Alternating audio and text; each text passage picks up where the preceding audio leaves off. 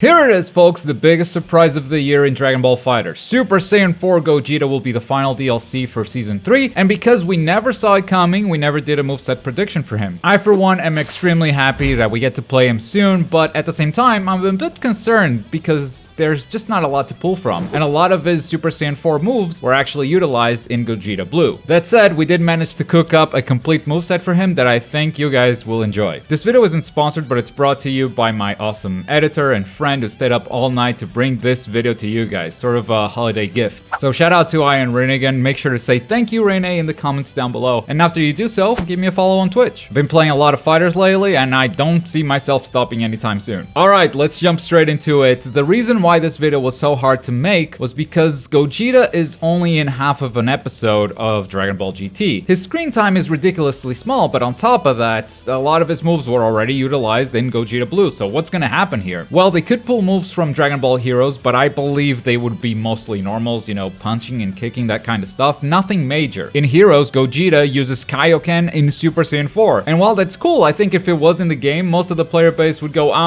why is he doing that, mommy? I don't like it. Trust me, if people were asking who the hell is Super Baby 2, they would definitely be confused by that. The way many other games solved this was by giving Gogeta a Vegeta-like moveset, with him using mostly just his legs and his arms crossed. But in my opinion, that's just not what this fusion is. Vegito is Vegito, Gogeta is Gogeta. What I think will end up happening is that they're gonna take moves from Goku and Vegeta Super Saiyan 4. And by Goku and Vegeta, I mean mostly Goku, because Vegeta does like 3 moves and the rest of the time is just getting beat up by Omega Shenron. So, with all of that in mind, let's start with the cinematics. His intro is the only thing we've seen so far. It's in the trailer, so it's no use speculating on what it's gonna be. It's the fusion dance into that menacing look, and I believe this look will become a part of his moveset, but more on that later. For his victory pose, we need to capture some of Gogeta's playfulness. I think there's a big distinction between Gogeta Blue from Dragon Ball Super Broly movie and Gogeta in Dragon Ball GT. Both versions are extremely confident and fight with a smile throughout the whole thing. But while Gogeta Blue is having fun with the fight, he's dealing damage, he's pulling some moves. While in GT, Super Saiyan 4 Gogeta spends most of his time just mocking and making fun of Omega Shenron. They're both confident, but Super Saiyan 4 doesn't know he doesn't have half an hour to beat his opponent, so he plays around a lot more. With that in mind, I really like this moment where he grabs his own belly just laughing. It's a perfect encapsulation of the character that wasn't serious at any point during the fight. We could also have the fusion timing out and the characters just being surprised that it only lasted 10 minutes. I just like the belly laughter better. Moving on to his normals, let's start with his auto combo. We immediately have to pull from Super Saiyan 4 Goku for his light attack, which would be something as simple as a punch. His follow-up is this fast flurry of 3 punches that he lands on Omega Shenron. There's no animation in GT for this. Gogeta is so fast that you don't even see the attack, so in game, this move would be represented by 3 blows right in front of Gogeta, but you don't actually see the character moving. And for the third attack of the auto combo, it's this upwards kick that he does right after that, and if it connects, the camera zooms in on Gogeta's eyes, where it does that menacing look and hits Shenron from a distance. That's our combo right there. Super dash, and now we're in the air where he's got a Goku punch as the jumping light, a Vegeta kick as a jumping medium, and his jumping heavy is this insane chop to the neck, also by Super Saiyan 4 Goku. We're also gonna give him a dive kick in reference to Super Saiyan 4 Vegeta. That can be his jumping down heavy. In game, it would work similar to Gogeta.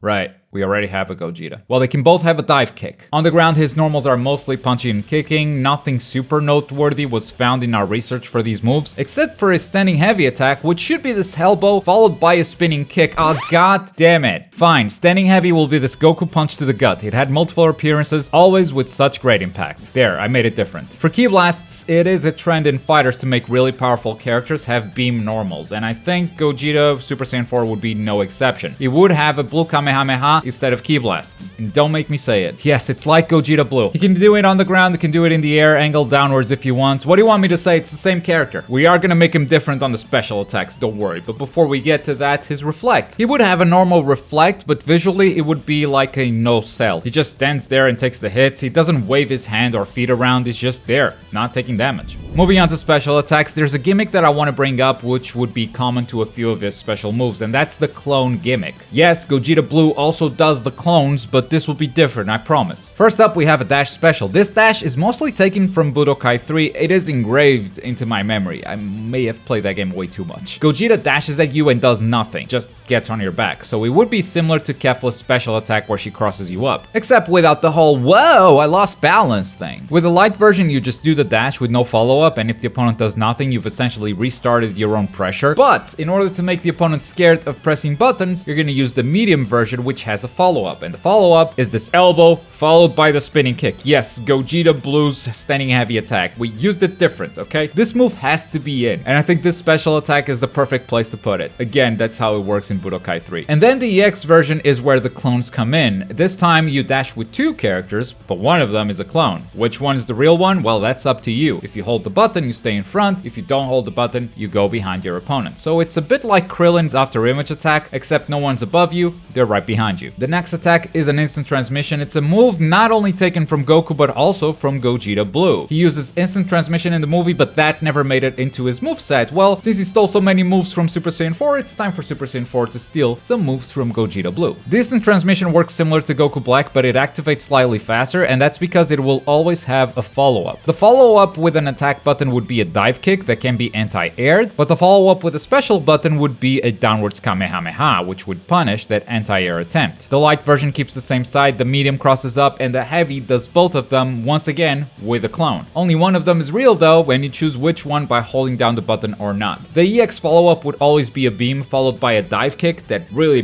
bounces the opponent off the ground, giving you an easy combo confirm. But the cool thing is, you can go into the EX follow-up after a light or a medium instant transmission. With these two specials, we just gave Gogeta two moves that teleport you to your opponent. With an assist, that's just, you know, easy neutral. Besides, he's already got beam normals to play that zoning game, so for our next special attack, we're gonna bluff the opponent. Quarter circle forward special would start as a regular Kamehameha, but Gogeta would interrupt it and just kick you in the face. So if your opponent is too passive and is just blocking beams, you get in for free. If they attempt to reflect your beam, you're gonna punish them directly with that kick. But if you hold the button instead of teleporting with a kick, you're gonna throw the confetti, Gogeta's trademark move, the Bluff Kamehameha. Gogeta Blue already has the Bluff Kamehameha used with clones and everything that's mostly used for mix-up, but I don't see any confetti in here. This one would be our move with plus frames. It is similar to Kid Buu's arm ball in some ways. Okay, not that much block stun, but it does share some properties. It's not meant to be used from a distance. You use it up close in a block string and hit your opponent with confetti. If it connects, you get a free combo. If they block it, it's plus on block and you can keep up the pressure. You wouldn't get a four-way mix. Kid Buu is kind of insane like that, but it's plus on block, still your turn. But if the opponent is mashing, they'll most likely interrupt your move before the confetti even comes out. Again, like the Kid Buu arm ball. This all happens on the ground only. In the air, you get something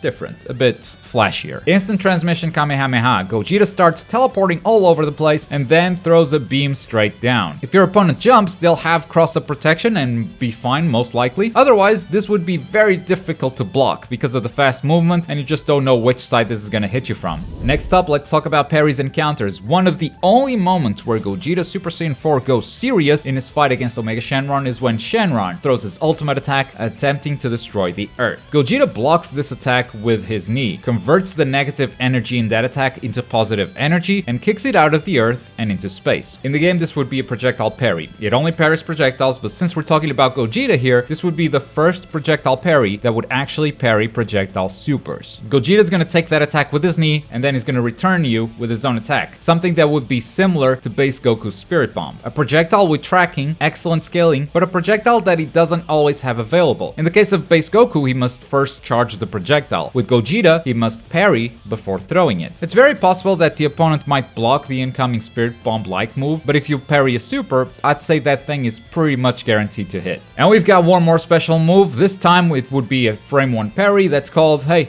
can you do my backside? Gogeta points to his back, and if you decide to attack him during this animation, he's gonna show up above you and land this awesome punch that's gonna splat you to the ground. At which point you could probably follow up with a super if you felt like it. The punch itself is already really awesome, and I think that's where the move is gonna stop, but in Dragon Ball GT, that's not where it stops. After the punch, flames come out of the body. These flames turn into a dragon that takes over an entire city before crashing down on the opponent again. Now, I think the dragon is very much a Goku move, so if this was Goku Super Saiyan 4, this move would probably be one of his supers. But it's not Goku, it's Gogeta, so we're gonna end it on the punch. Finally, it's time for supers. For our level 1s, we're gonna take something from Goku and Vegeta, but Gogeta does get his own level 3. First up, Vegeta's Maximum Final Flash. The mastered form of his signature move performed as a Super Saiyan 4. This would be your level 1 in the air. It's got a unique color, it represents Vegeta perfectly, it's awesome. On the ground, we're gonna do the opposite, and we're gonna give Gogeta a Goku move, and you already know what it is. The 10 times Kamehameha. It's a beam, but it's red, and I love the way it looks. And just like that, he's got blue beams on his normals, he's got a red beam on his super, and he's got a greenish beam on his other super. This character's color scheme is all over the place. And for his level 3,